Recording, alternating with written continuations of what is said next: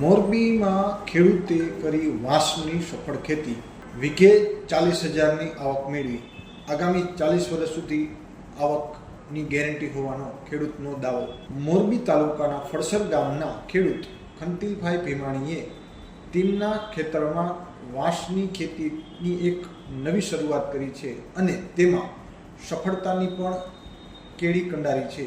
તેમણે 12 વીઘાની જમીનમાંથી 8 વીઘાની જમીનમાં વાંસનું વાવેતર કર્યું હતું.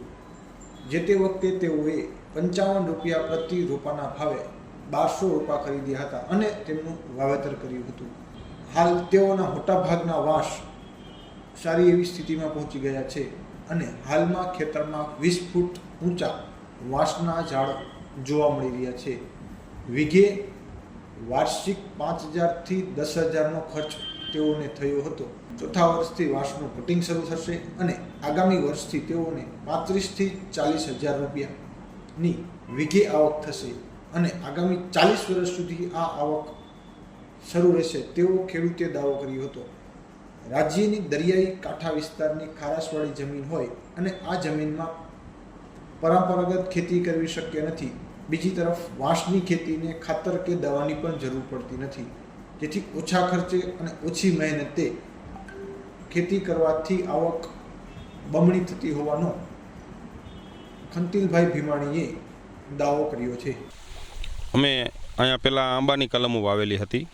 એ કલમોમાં વરસાદના લીધે થોડીક જમીનારે ખારાશના લીધે એ આંબાનું જે મૂળને જમીનમાં ચોટવું જોઈએ એ પ્રમાણે ચોઈટા નહોતા, એટલે બળી ગયા હતા. અમારે 1200 કલમો આંબાની વાવેલી હતી પહેલાં જ વર્ષે.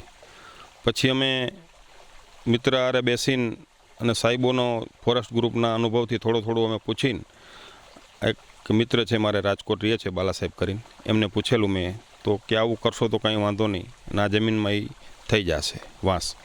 અને વાંસ વાવવાથી એક તો ફાયદો એ રહે છે કે જે ખારસવાળી જમીન છે તો એમાં એ જમીનારે સૂટ થઈ જાય છે કે એ આપણે ઉત્પાદનના રીતે સારું બેસે છે અને મૂળઝાડની રીતે જમીનમાં ઉતરીને ભેજ એટલો રહે છે આ જમીનમાં કે એને બહુ પાણીની પણ જરૂર રહેતી નથી.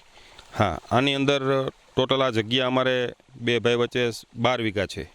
તો એ 12 વીઘા જગ્યામાં બોર્ડર ઉપર અમારે ચીકુ વાવેલા છે, ચંદન છે, મલેશિયન શાક છે, કદમ છે અને પેલા રાવણા જાંબુ છે.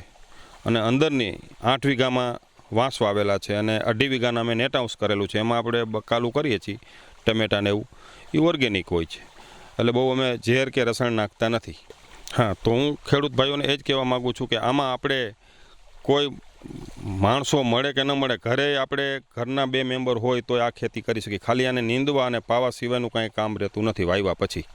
એટલે આપણે આમાં નીલગાયના કે એવા કોઈ ત્રાસ હોય જે જમીનોમાં, હુકા ખેતરોમાં, તો એ કોઈ રખોલું રાખવાની પણ આમાં જરૂર રહેતી નથી. અમારે પહેલા વર્ષે અમે જે વાવેતર કર્યું હતું એ સમયે અમારે 1,00,000 થી 1,25,000નું ટોટલ વાવેતરથી ખાતર ભરીને અને કલમોનો બધો હિસાબથી ખર્ચો થયેલ. પછી રેગ્યુલર આ 3 વર્ષ પૂરા થયા તો વર્ષે વીઘે અમારે 10,000નું ખર્ચ ચડેલો. અને હવે જે અમારે વેપાર થશે એ પહેલાં જ વર્ષે અમારે 30,000 થી 40,000 રૂપિયાનો વેપાર થશે આવતી સાલ કટિંગ કરશું ત્યારે.